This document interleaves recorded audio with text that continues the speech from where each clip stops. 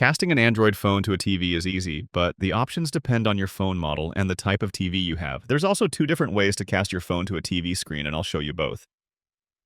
I'm using a Samsung phone and a Samsung TV, which means I can use Samsung's Smart View feature to mirror my phone screen on my TV.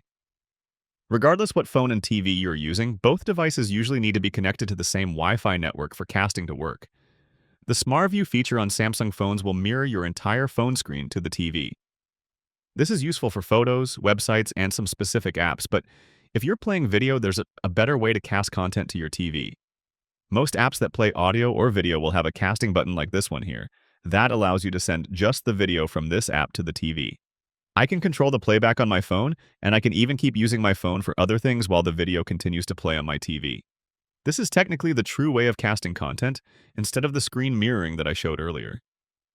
Casting consumes less battery compared to screen mirroring, and it often has better image quality and smaller delay compared to screen mirroring.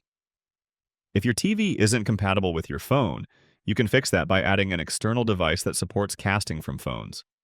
Chromecast, for example, is a small, inexpensive streaming device that plugs directly into your HDMI port and allows you to cast content from phones and tablets.